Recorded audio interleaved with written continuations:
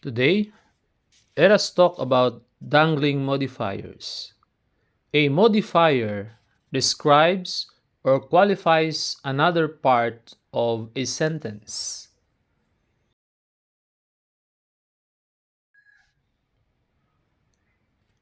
A dangling modifier occurs when the intended subject of the modifier is missing from the sentence, and instead another subject appears in its place.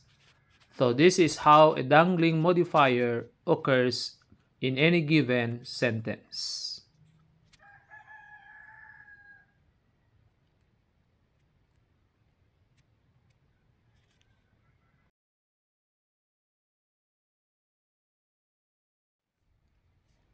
Now let us take the following example.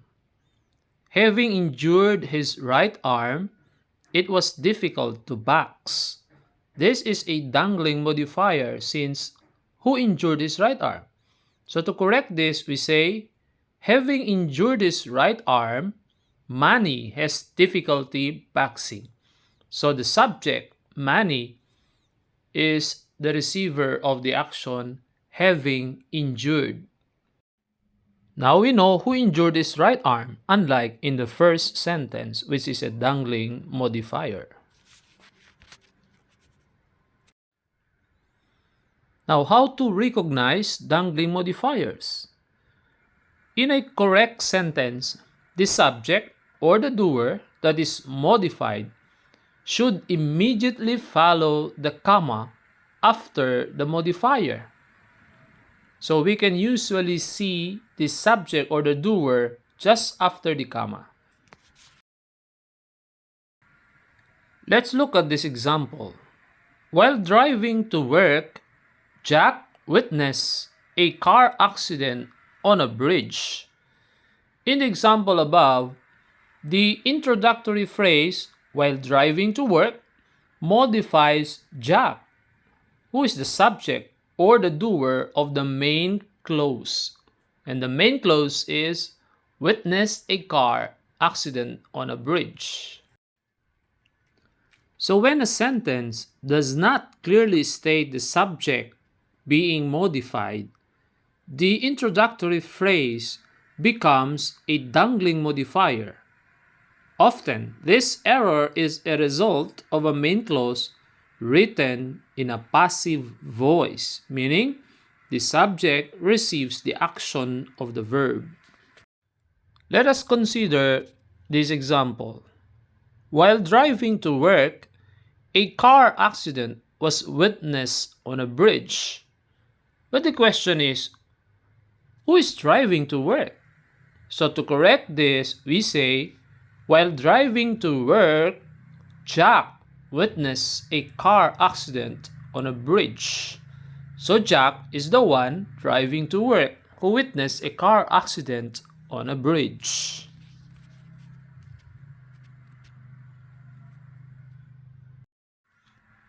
Now, how to fix a dangling modifier?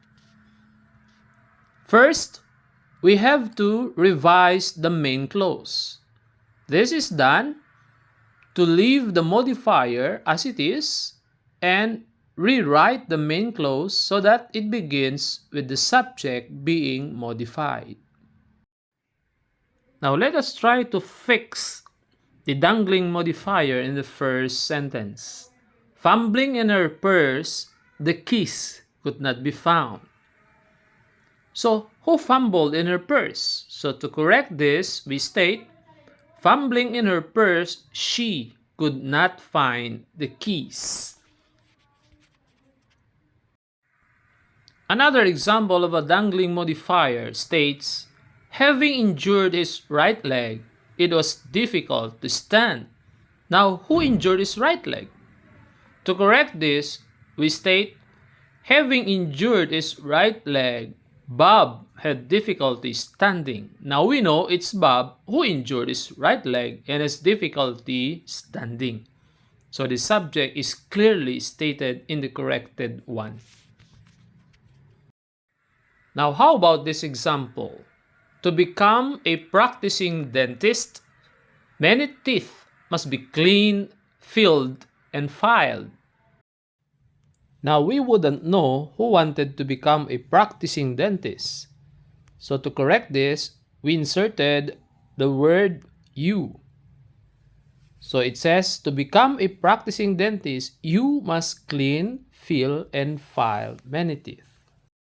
Smiling from ear to ear, the candles are blown out. Now, who is smiling from ear to ear? To correct this, we state, smiling from ear to ear, the birthday celebrant blows out the candles. So the subject or the doer is the birthday celebrant. Another example of dangling modifier. Hungry after 4 hours of working. My packed lunch was quickly devoured. Who's hungry? So to correct this, we state, hungry after 4 hours of working, I quickly devoured my packed lunch.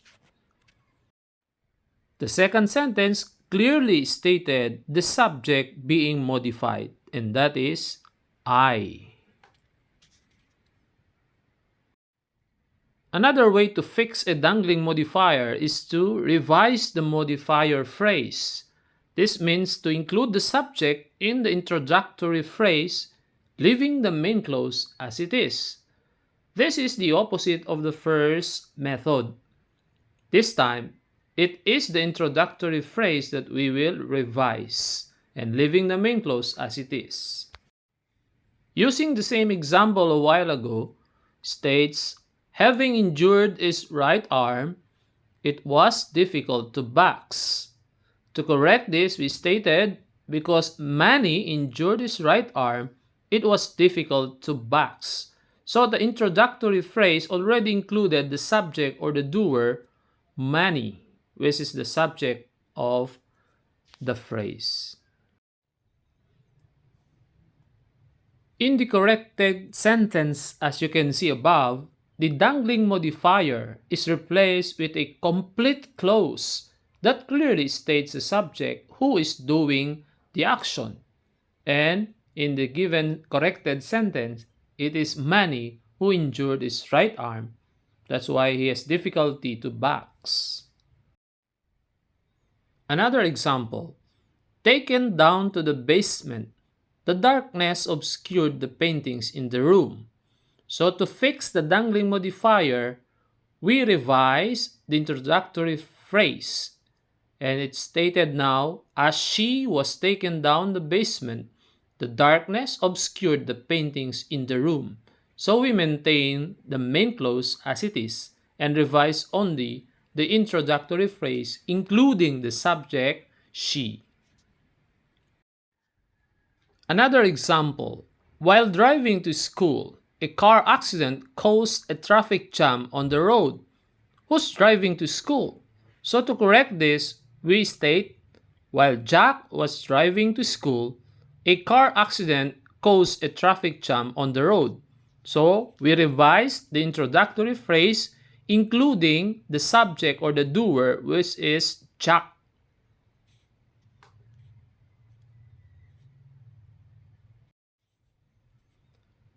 Another example of a dangling modifier, requiring more data for the research. Questionnaires were collected from an additional 500 respondents. To correct this, we revise the introductory phrase and instead say, because we required more data for the research, questionnaires were collected from an additional 500 respondents. So we only revised the introductory phrase, but we maintained the main clause in the given sentence. Another example says, having finished the homework, the TV was turned on. Now question is, who finished the homework? So to correct this, we insert in the introductory phrase the subject and now states, because Jacob had finished his homework, the TV was turned on. So the introductory phrase clearly stated the subject or the doer of the action. This is one way of fixing a dangling modifier.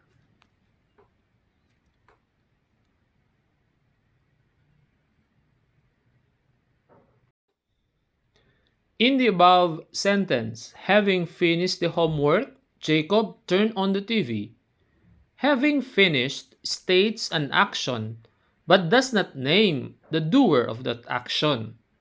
The doer must be the subject of the main clause that follows. In this sentence, Jacob is the subject or the doer of the action having finished.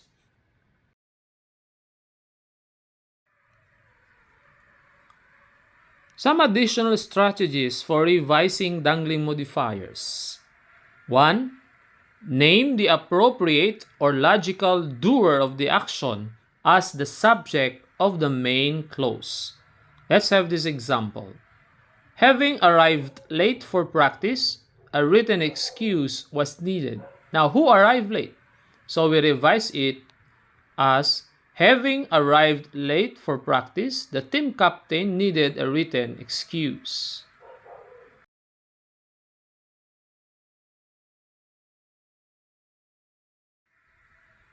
Another strategy of revising a dangling modifier is to change the phrase that dangles into a complete introductory clause by naming the doer of the action in that clause. For example, without knowing his name, it was difficult to introduce him. Now, who didn't know his name? So we stated, because the MC didn't know his name, it was difficult to introduce him. Now it's very clear who did not know his name. It's the MC. The third strategy of improving sentences is to combine the phrase and the main clause into one. To improve the outcome, the experiment was done again. To correct this, we state he improved the outcome by doing the experiment again. Thank you guys for listening and watching this video. I hope you have learned a lot. And next time, we will continue on the strategies on how to fix dangling modifiers. Thank you very much for the support. Thank you and good day.